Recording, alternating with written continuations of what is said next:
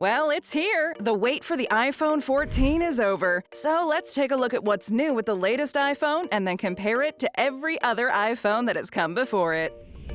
Every year, fans are hyped for the new iPhone, and 2022 is no exception. Apple has officially unveiled the iPhone 14, and here's the basic rundown.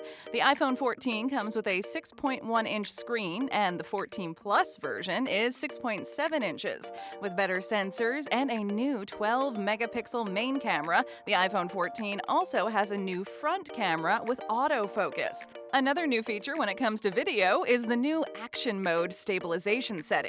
This allows you to film on the run and get pro Steadicam results.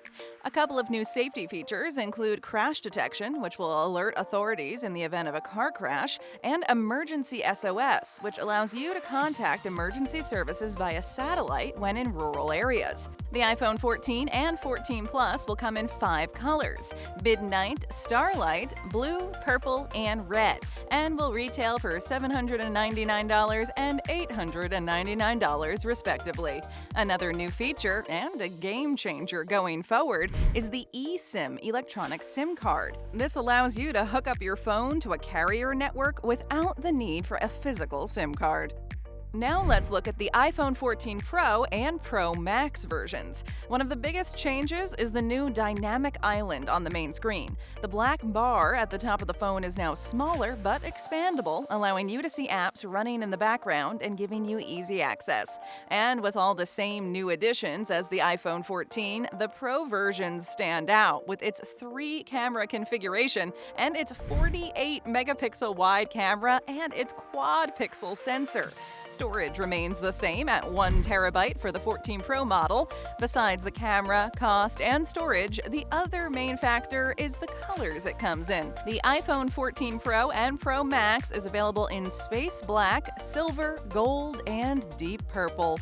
There will be a new A16 Bionic chip on the Pro models, while the standard iPhone 14 will still use the A15 chip present in the iPhone 13. But the iPhone 14 will still get a performance boost thanks to its larger RAM, internal optimizations, and upgraded components. The 14 Pro will come in at $999, and the Pro Max will cost $1,099. With better battery life, bigger display, better camera, the iPhone 14 is the most powerful iPhone yet.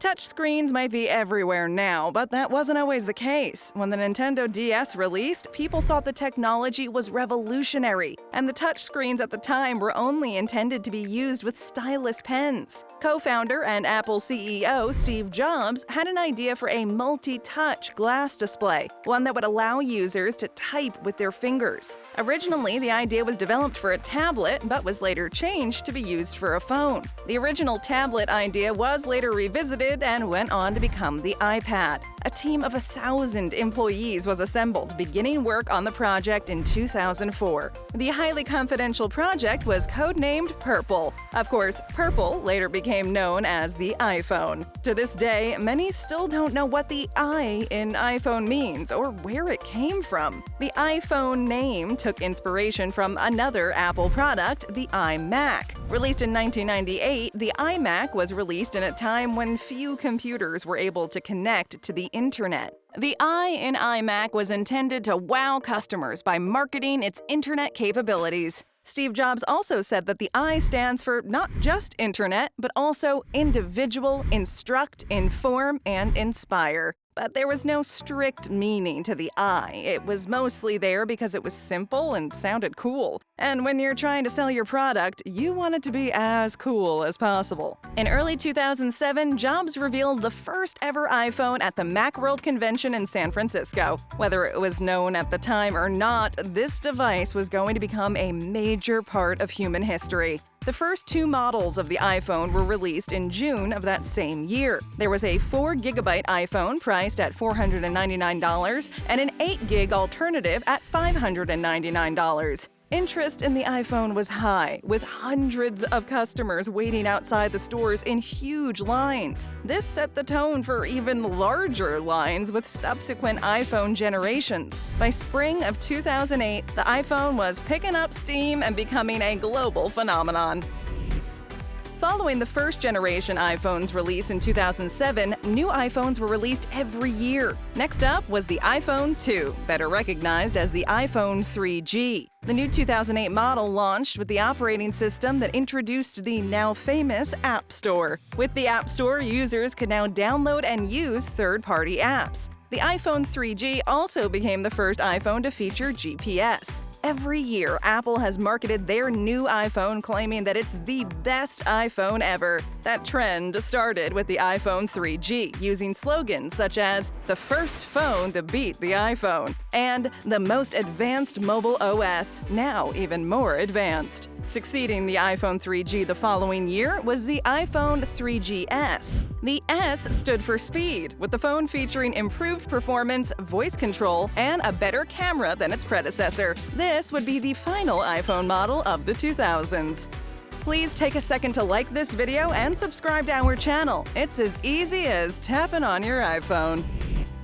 Starting off the 2010s was the iPhone 4. Steve Jobs promoted the device as the thinnest smartphone in the world. It was the last iPhone to release before Jobs' death. Featuring a new stainless steel frame, the frame also acted as the device's antenna. This was the first iPhone to feature a 32GB storage option. Apple debuted their high-resolution Retina display while keeping the iPhone 4 the same size as the previous generations. On top of that, the iPhone 4 introduced FaceTime, multitasking, and featured the first front-facing camera. Say hello to selfies. Next up was the iPhone 4S. The phone was officially announced at Apple's Cupertino campus the day before Steve Jobs passed away in October 2011. Marketed as the most amazing iPhone yet, this time the S in iPhone 4S did not stand for speed. Rather, it stood for the virtual assistant known as Siri. While the exterior was mostly unchanged from the iPhone 4, the internals received a major upgrade.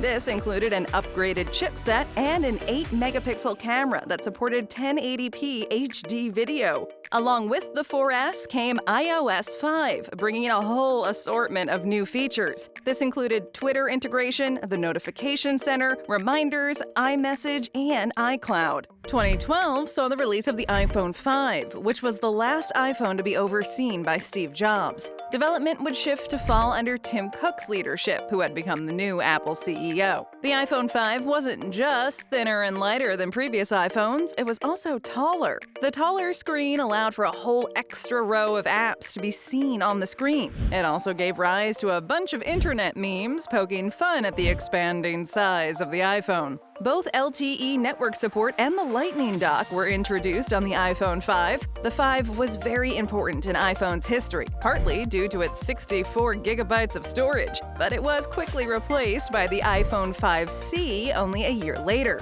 Replacing the aluminum design of the 5C instead featured a hard-coated plastic. The C in iPhone 5C stood for color, referring to the many different color options the phone was available in. That played a major role in Apple's marketing campaign, but another thing that made the 5C attractive was that it was cheaper than that year's iPhone 5S. Yes, the 5S. The 2013 update to the iPhone introduced the fingerprint recognition system, Touch ID. With Touch ID, iPhone users could unlock their phone and authorize purchases without entering a password. A new iOS update, iOS 7, also coincided with the release of the 5S. It drastically changed the on-screen visual design of the iPhone and added AirDrop functionality and the iPhone Control Center. 2014's iPhone 6 and 6 Plus doubled the possible storage capacity to 128GB, improved the processor, cameras, Wi-Fi, and LTE connectivity, and featured larger displays. A major problem with the 6 and 6 Plus models was that they were easy to bend. The phones were structurally weaker than ever before, and with enough pressure would bend out of shape. Despite only minor improvements and the bending issues, the iPhone 6 still became the best-selling iPhone of all time. And not just the best-selling iPhone, but the best-selling smartphone of all time. In 2015, the iPhone 6S and 6S Plus released with a chassis made from a strong aluminum alloy. The 2015 iPhones also brought a new 12-megapixel camera capable of recording 4K video at 30 frames per second. This camera allowed for dynamic live photos, recording 1.5 seconds before and after you took a picture. Apple removed the headphone jack with the following year's iPhones, the iPhone 7 and the iPhone 7 Plus. Users now had to rely on either Bluetooth wireless headphones or wired headphones that plugged into the charging port. People were not happy, but Apple claimed that the world was heading towards a wireless future. Now, it seems like almost everyone is wearing wireless headphones or earbuds. Apple wasn't wrong about the future, but it was a future that they helped create. More positively received changes included the static home button, another jump in storage capacity to 256 gigabytes, and water and dust resistance. Water resistance, however, did not mean the phone was waterproof. iPhones were not meant to be purposely thrown into your swimming pool. Exclusive to the iPhone 7 Plus was an additional telephoto lens, which supported portrait mode and enhanced optical zoom. Unfortunately, these features were not available on the regular iPhone 7.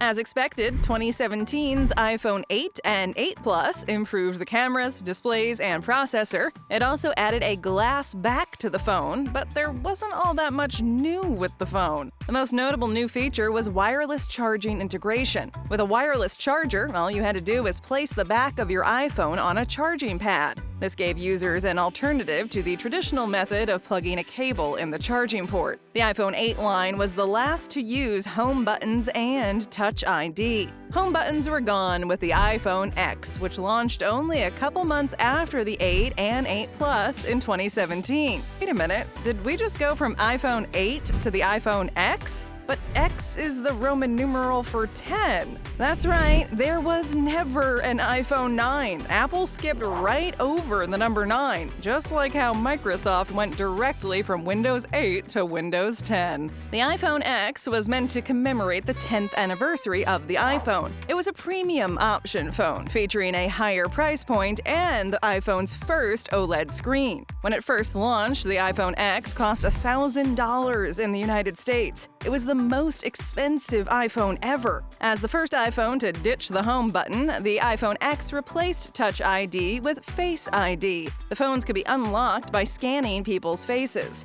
Face ID tech burst Animojis, a way for users to use animated emojis matching their own expressions. iPhones were becoming more expensive and numerous, and that continued with new additions to the X line in 2018. The XR, XS, and XS Max were similar phones while having few differences. The XR lacked several features from the XS and XS Max, like not having 3D touch, using an LCD display instead of OLED, no HDR, and a less powerful camera. For those who didn't care about those features, the XR was the way to go. But if they wanted them, they needed to get the iPhone XS. And for another $100, they could get the larger screen with the iPhone XS Max. After using Roman numerals with the iPhone X line, Apple reverted to the traditional numerals with iPhone 11. In 2019, Apple offered several variants of the iPhone 11, including the iPhone 11 Pro and iPhone 11 Pro Max. Changes from the previous iPhone to the 11 were minimal, but the 11 used a more powerful chip and ultra-wide dual camera.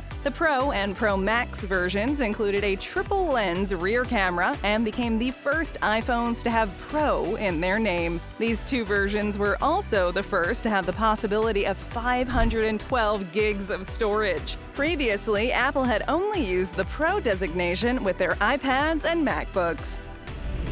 2020 was a year like no other. The pandemic changed the world economy, causing a major recession that is still going on today. Despite the unprecedented global impact, Apple experienced a sales boost on their iPads, Macs, and iPhones. With people spending more time indoors than ever before, people needed something to keep them occupied. Zoom, FaceTime, TikTok, YouTube, video games, remote work, people were always online. This likely pushed iPhone sales beyond initial expectations. The iPhones released in 2020 were the iPhone 12, 12 mini, 12 Pro, and 12 Pro Max. iPhone 12 added the Super Retina XDR OLED display, MagSafe charging tech, support for 4K HDR video in Dolby Vision at 30 frames per second, and 5G support. For another $200, the iPhone 12 Pro offered a build using more premium materials and a better rear camera. With these iPhones, Apple stopped including both earpods and a wall adapter. The company claimed that this was to reduce their carbon footprint, but many also viewed this as Apple trying to sell essential accessories separately. In 2021, Apple improved battery life, cameras, and chipsets with the iPhone 13. Of course, as expected, Apple offered Mini, Pro, and Pro Max versions as well. Only the iPhone 13 Pro models featured 1 terabyte of storage and a faster, more responsive 120Hz display, with the regular 13 and 13 Mini stuck with 60Hz. Apple has fallen behind their competitors on this front, as Samsung has featured a 120Hz refresh rate on their phones since early 2020. In any case, an Apple fan is an Apple fan and will probably always stick to the one that started it all,